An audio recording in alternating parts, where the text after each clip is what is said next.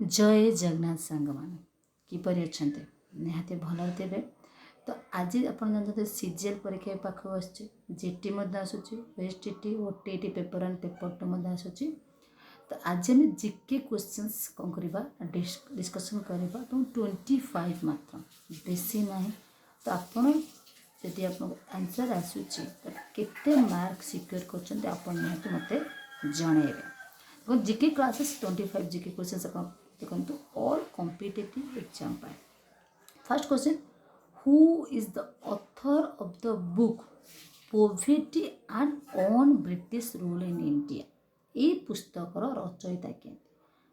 आपनकर क्वेश्चन दादा भाई नरुचि, जवाहरलाल नेहरू, आप रोहिला थापर, एससी घोष। जल्दी कहतु आज्ञा मुझे टिक चिन्ह मारदे। आंसर अच्छी दादा भाई नारोजी। दादा भाई नारोजी कौन करते ना poverty and on British rule in India पुस्तक रचयिता अच्छा। Who can become the chairman of the national human right commission. आप मानवाधिकार चेयर पर्सन किए अच्छा आप किए हो पारे? Any retired chief justice of high court, हाईकोर्टर जो मैंने रिटायर्ड कर जो मैंने ऑलरेडी अच्छा सुप्रीम कोर्ट ना जज ऑफ एनी हाईकोर्ट जेकोसी जज ना retired chief justice of supreme court. मन कहते retired chief justice of supreme court अवसर प्राप्त नहीं सुप्रीम कोर्टर जेकोसी चीफ जस्टिस कौन करें ह्यूमन राइट चेयरमैन हो पारे। Who was the first chairperson of India national commission for women. देखो ऑप्शन 1 मोहिनी गिरी, डी आप बी रही डॉक्टर पूर्णिमा आभाने, डॉक्टर गिरिजा व्यास, आप जयंती पट्टनायक। आंसर आगे अच्छी जयंती Patnaik. What is the return? What is the tenure of the chair of NHRC? 5 year to 65 ना 4 year to 65 ना 4 year to 70 ना आप 5 year to 70 केते वर्ष केते वर्ष आप रोचे मन कहते 5 वर्ष आप 70 वर्ष पर्यंत रोचे। Next question, how many human right trading bodies are there in India. Bharat वर्ष में केतेटा ह्यूमन राइट अच्छी मानवाधिकार मन कहते 10 गोटी मानवाधिकार रही। Who constitutes the finance commission in India. Bharat आपंकर अच्छे फाइनेंस कमिशन किए रखुच्च? Finance minister, NITI Aayog, chief economic adviser and president. आप जानते हैं प्रेसिडेंट राष्ट्रपति रही। Which constitutional amendment act reduce the voting age from 21 to 18। आप 21 वर्ष जो 18 वर्ष थी voting systems for Lok Sabha assembly election आप केतम अमेंडमेंट परिवर्तन आप सांविधानिक रोचे संशोधन रोचे केतम संविधान संशोधन आईन बल से सिस्टम टी बंद कर मन कहते 61तम 61तम संविधान संशोधन आईन फल आपणकर कौन होता परिवर्तन करा जाय अछि।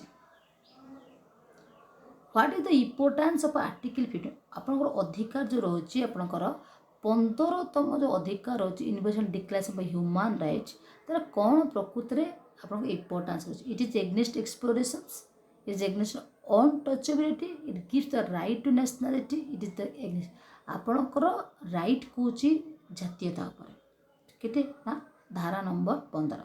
आप धारा 14 कौन ना आईन आगे सब समानता रखुच्छी इक्वल टू राइट रखुच्छी right to equality.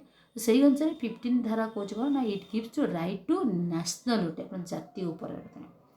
Which among the following is an economic activity that is part of the primary sector।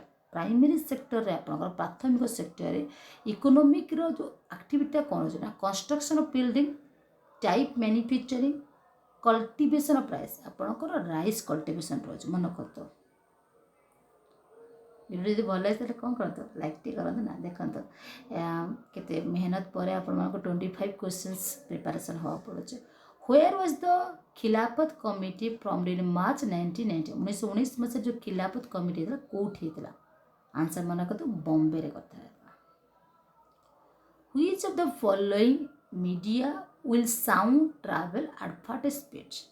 in which of the को mass media द्वारा आपन को स्पीड जल्दी मतलब सॉलिड माध्यम रे Which constitutional amendment act deleted the right to property? ଆପଣ ଯେଉଁ ସମ୍ପତ୍ତିଗତ ଅଧିକାର ରହିଥିଲା ଧାରା 31ରେ ରହିଥିଲା ମନେ ରଖିଥିବେ 14ରୁ ଆପଣଙ୍କର 32 ପର୍ଯ୍ୟନ୍ତ ରହିଛି ପ୍ରତ୍ୟେକ ମୌଳିକ ଅଧିକାର କେତେଟା ନା 7 ଗୋଟି ମୌଳିକ ଅଧିକାର ପୂର୍ବରୁ ଦିଆଯାଇଥିଲା ଏବେ କିନ୍ତୁ କ'ଣ କରାଯାଉଛି ନା ପ୍ରତ୍ୟେକ ଭାରତୀୟମାନଙ୍କୁ 6 ଗୋଟି ମୌଳିକ ଅଧିକାର ଦିଆଯାଉଛି ରାଇଟ୍ ଟୁ ପ୍ରପର୍ଟି ସମ୍ପତ୍ତିଗତ ଅଧିକାରକୁ ଉଠେ 44ତମ ସମ୍ବିଧାନ ଆଇନ ବଳରେ ଏଇଟା ଆଜ୍ଞା ଘଟିଛି ମାନେ ଅଲରେଡ଼ି କ୍ଲାସ୍ ଜାଣିଛନ୍ତି ପଲିଟିକାଲ ସାଇନ୍ସ କରାଯାଇଥିଲା ସେଥିରେ ସେମାନେ କହିପାରିବେ Where did Mahatma Gandhi organize satyagraha movement against ଆପଣଙ୍କର କଟନ ମିଲ୍ ୱାର୍କର୍ସ ଆପଣ 1918 ମସିହାରେ କଟନ ମିଲ୍ ୱାର୍କର ମାନଙ୍କର ଏଗନେଷ୍ଟରେ ଗାନ୍ଧୀଜୀ କେଉଁଠି କ'ଣ କରିଥିଲେ ନା ସତ୍ୟାଗ୍ରହ କରିଥିଲେ ମନେ କରନ୍ତୁ ଅହମ୍ମଦାବାଦରେ କାହିଁକି ନା ଅହମ୍ମଦାବାଦ ସୁରତର ଯେଉଁ ରହୁଛି ସେଠି ବିଶେଷ କରି ଏହି କାର୍ଯ୍ୟ କରାଯାଇଥିଲା What is the name of India's first human spaceflight program? ଆଜ୍ଞା ଆପଣଙ୍କର ଗଙ୍ଗାୟାନ The Raman effect deals with the following properties to light. Answer is scattering of light. Who conduct the election to the state legislative assembly in India?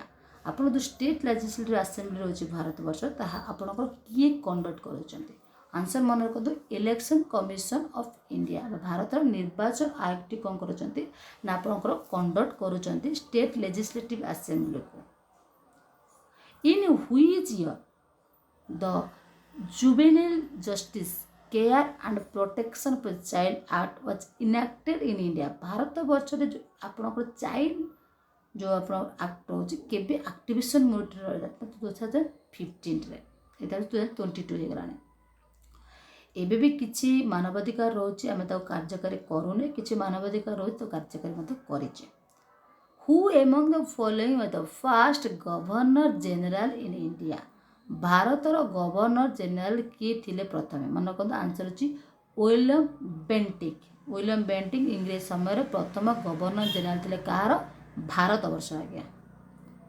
Which among the following taxes is termed as the destination based tax upon tax जो ग्रहण करा जाए प्रथम अछि good and service GST जो रहउची good and service term करा जायतला ताको परिवर्तन करा जायतला Nanda Devi biosphere reserve is located in which of the following India state Nanda Devi अपन रहउची देखिथिबे ताहा केउ स्टेट रु बिलोंग्स करचंती आंसर होची उत्तराखंड अपन नंदा देवी जने व्यक्ति नै नंदा देवी प्लेस मन रखंतो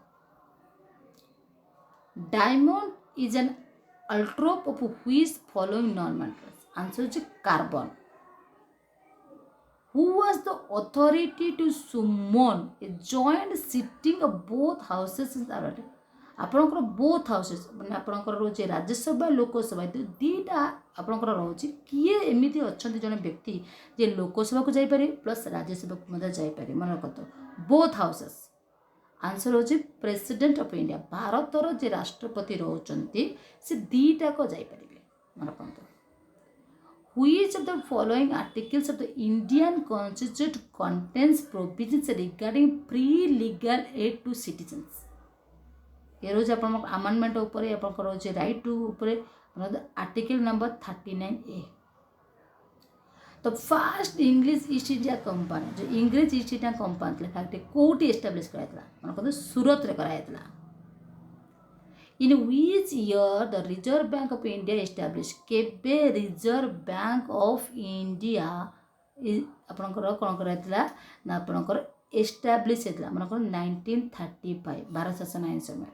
लास्ट क्वेश्चन अपन मन को पाए फाइनल एटी मध्ये the scientific studies forms is called आपनकर जे पेडिरोलॉजी तो ये थिला 25 क्वेश्चंस फुल्ली आंसर सहित जदि वीडियो टी भलो लागि कौन करेंगे अन्य मानक शेयर करेंगे लाइक करेंगे कमेंट करेंगे पढ़ा पढ़ी जारी रखते केवल प्रिपरेशन जारी न रखिले आप कौन प्रकार फॉर्म पकई पारे ना एवं अमृता ट्यूटोरियल आपको सुजोग दूसरी से पाठ पढ़ा से आटमोस्फियर फुल्ली पढ़ाई राति पढ़ाई चाहते कहतु आम आप सहित सहायता हो तो thank you very nice day Jagannath कृपार और माँ दुर्गा कृपार आपको दिन शुभ मंगलमय कटू।